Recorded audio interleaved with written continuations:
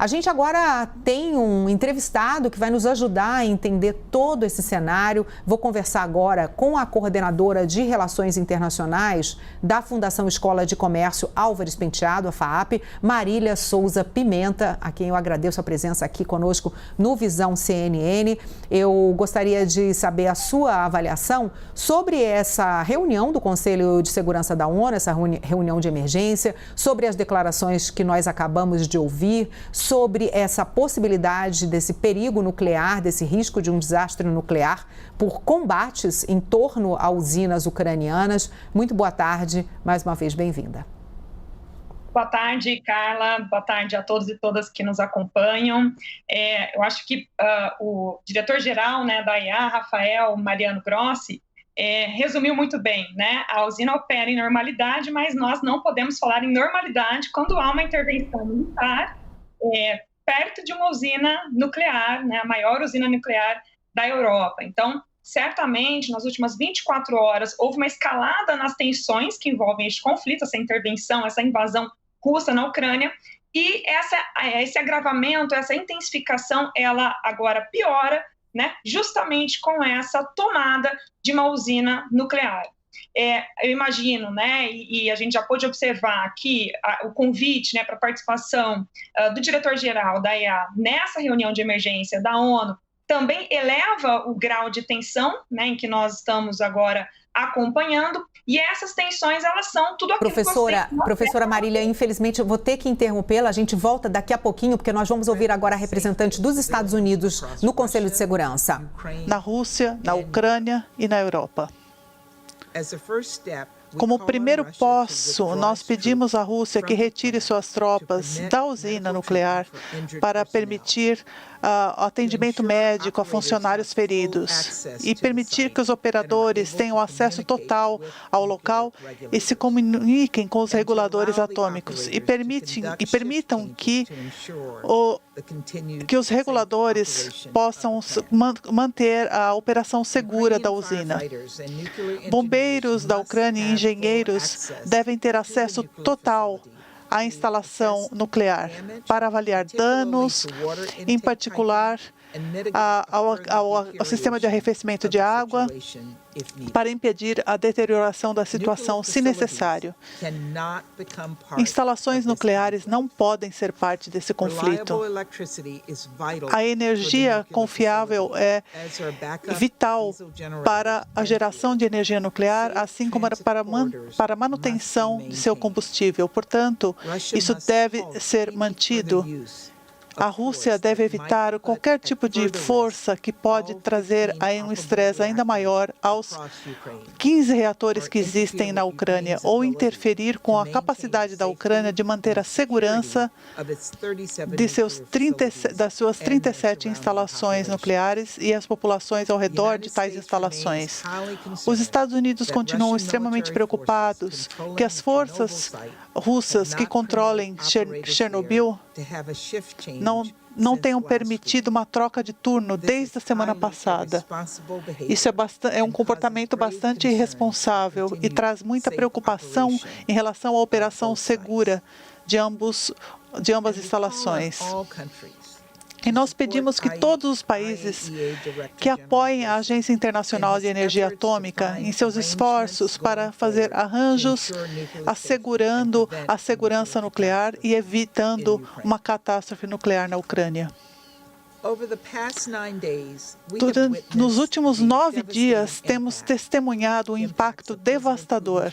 São impactos causados por uma guerra de escolha sobre o povo ucraniano. Ontem, a ONU reportou que a invasão russa já transformou 500 mil de crianças em refugiados.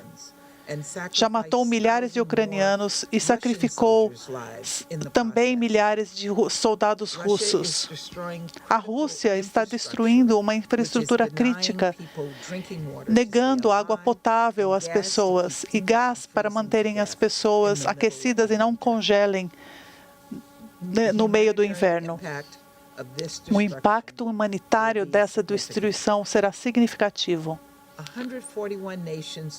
141 nações em todo o mundo falaram alto e claramente ao presidente Putin para que ele pare essa guerra não justificada e não provocada. Não apenas ele não ouviu, como também testemunhamos uma nova escalada de suas ameaças em toda a Europa e ao mundo. As minhas contrapartes russas, isso exige respostas. Nós precisamos saber que isso não irá acontecer novamente, como a colega do Reino Unido acaba de dizer. Nós exigimos que eles retirem suas tropas e armas da Ucrânia.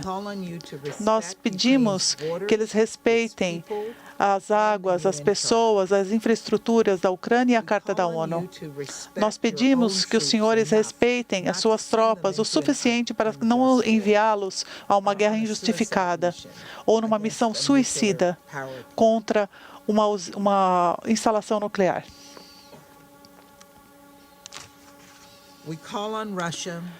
Nós pedimos à Rússia que se mantenha suas obrigações de acordo com o direito internacional. O mundo exige que a Rússia cumpra a lei humanitária internacional, que proíbe atacar intencionalmente civis e infraestruturas civis e permite que agências humanitárias tenham acesso seguro e completo às pessoas em necessidade. Os Estados Unidos e os seus parceiros pediram na segunda-feira que fosse feita uma conversa sobre a situação. Nós pedimos, em nome das organizações humanitárias, que eles possam ter uma passagem segura na entrega de suprimentos humanitários. O presidente Putin deve parar essa catástrofe humanitária, terminando essa guerra, encerrando esses ataques contra o povo da Ucrânia. O senhor Putin deve parar essa loucura e ele deve parar isso agora. Mentes mais frias, mais frescas devem prevalecer. Esse perigo advindo das instalações nucleares continua. Evitamos um desastre por pouco ontem à noite. A comunidade internacional deve agir de forma unânime, exigindo que as forças russas parem com esse ataque perigoso. E como já foi dito antes, o povo da Ucrânia está contando conosco. E nós não devemos decepcioná-los. Muito obrigada. Muito obrigada, representante dos Estados Unidos. Passo a palavra agora ao representante da França. Madame la Présidente, je remercie Monsieur Grossi. Agora a gente ouve o representante da França no Conselho de Segurança ou vamos continuar com a entrevista? Vamos retomar, então, a entrevista. A gente acabou de ouvir, então, professora Marília, a representante dos Estados Unidos, inclusive a representante citando, instando os russos a atender a algumas regras que devem ser seguidas, ou seja, não atacar alvos civis, não provocar sofrimento, catástrofe humanitária, como ela chamou, permitir corredores humanitários para a saída de civis, o atendimento aos funcionários da usina que ficaram feridos, inclusive ela relatou que na usina de Chernobyl os funcionários não puderam trocar o turno e que isso oferece enormes riscos para a manutenção da própria usina. Citou, inclusive, a representante do Reino Unido quando disse que é a primeira vez que um país ataca uma usina nuclear operante. Eu gostaria que a senhora comentasse, então, desculpe ter interrompido, a gente está com tudo acontecendo agora ao vivo, de vez em quando a gente precisa ir para ouvir o que dizem, então, as principais autoridades mundiais. Sem dúvida nenhuma, a representante, a embaixadora dos Estados Unidos na ONU, Linda Thomas Greenfield, colocou muito bem, né? Então houve uma escalada nas tensões, né, nessas últimas 24 horas, já que uma usina nuclear na Ucrânia foi atacada, né? Um prédio bem próximo aos reatores nucleares entrou, né, em incêndio, e isso gera toda uma tensão, né? Porque pode de fato gerar uma catástrofe humanitária sem precedentes. Então, é extremamente grave, eu acho que isso intensifica, portanto, os ânimos de todos os atores envolvidos. Estamos falando aqui, né, sobretudo, dos ucranianos, então, né, da sociedade civil diretamente impactada desde o início dessa intervenção, desde o início desse ataque. Porém, nós temos agora as lideranças europeias e a liderança norte-americana que podem vir a pensar no enfrentamento um pouco mais intensivo, até porque até então a gente achava, né, que não haveria essa resposta militar diretamente feita à Rússia. Essa agora, né, com essa intervenção em uma usina nuclear, os ânimos ficam bastante intensificados. O que a gente pode pensar, né, a partir disso? E eu acho que a representante Linda Thomas colocou muito bem. Nós temos na guerra, né, e um dos autores clássicos é o Clausewitz, com a sua obra magistral, né, da guerra, em que ele coloca os princípios dessa guerra, e um dos grandes princípios é a proporcionalidade. Então, em aí 7 dias, 8 dias de conflito, essa desproporção, né, então a falta de proporção militar entre esses atores e essa intensificação dos conflitos, e agora, né, a utilização de uma usina nuclear é uma escalada sem precedentes, né? Então, está faltando proporção, está faltando lucidez, está faltando, né, uma certa prudência por parte dos russos, já que uma resposta pode vir a acontecer. Não é uma resposta desejável, mas ela pode vir a acontecer. Então, agora, acho que ela colocou muito bem, os líderes precisam ter mais prudência, precisam ter mais lucidez, porque a gente pode, né, tá à beira de uma catástrofe mundial. Então, numa guerra, geralmente, nós devemos, né, preservar a manutenção de energia elétrica, a manutenção de escoamento de água potável, a manutenção de corredores humanitários. Tudo isso faz parte do fair play da guerra. E os russos precisam, portanto, respeitar essas regras. Eu acho que o apelo agora mais forte, né, tanto do Conselho de Segurança, da comunidade internacional, quando a gente fala de comunidade internacional, envolvem a sociedade civil, mídia, a União Europeia, os atores principais, devem se unir em torno de uma ação, né, de repúdio a essas ações agora mais recentes da Rússia. Então, os objetivos políticos, né, aquilo que o próprio Clausewitz fala, uma guerra é uma ação por outros meios para se obter fins políticos, ele começa a se distanciar porque ele está ganhando cada vez mais inimigos civis, não só na Ucrânia, mas mundo afora, no sentido da opinião pública também, que começa a ficar cada vez mais intensa contra a posição russa, né, essas últimas ações russas nessa usina agora mais recente, né?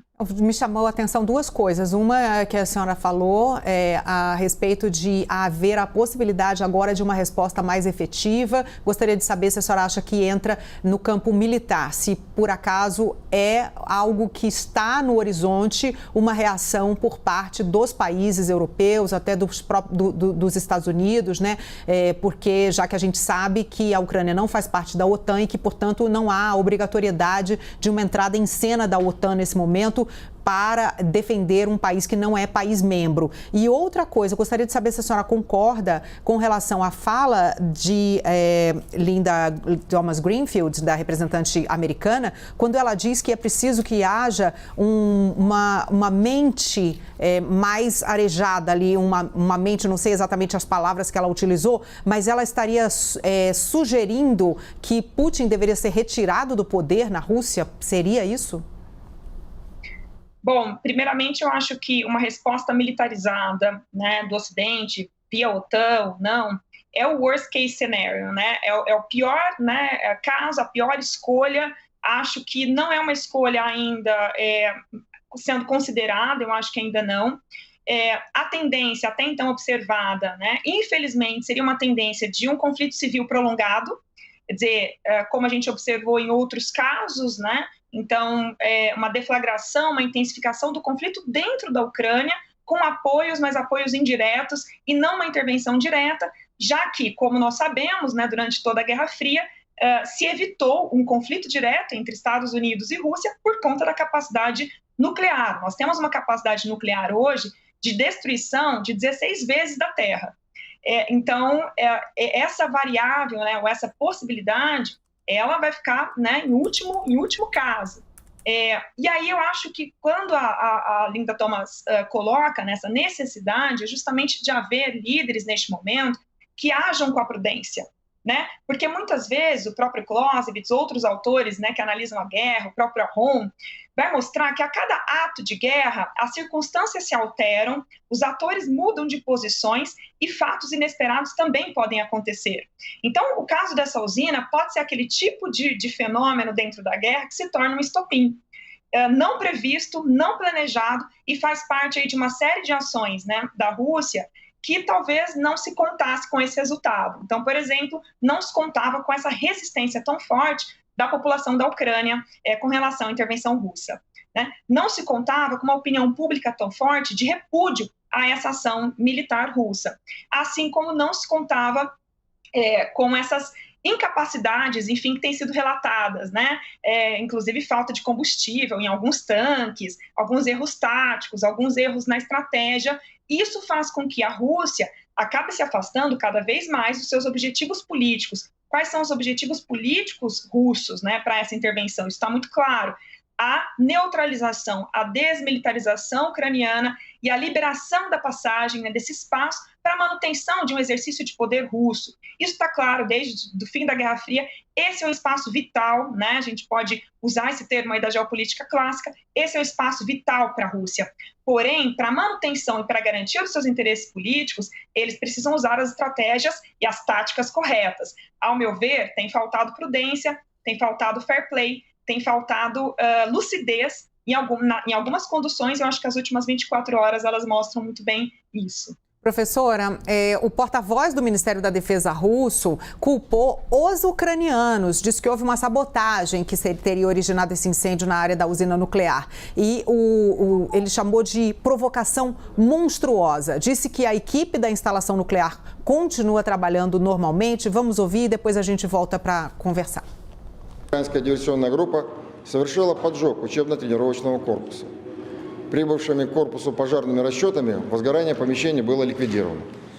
В момент провокации никого из штатных сотрудников электростанции в учебно-тренировочном корпусе не было. В настоящее время персонал Запорожской АЭС продолжает работать в штатном режиме, обслуживает объекты атомной электростанции и отслеживает радиоактивную обстановку. Радиоактивный фон в районе электростанции в норме.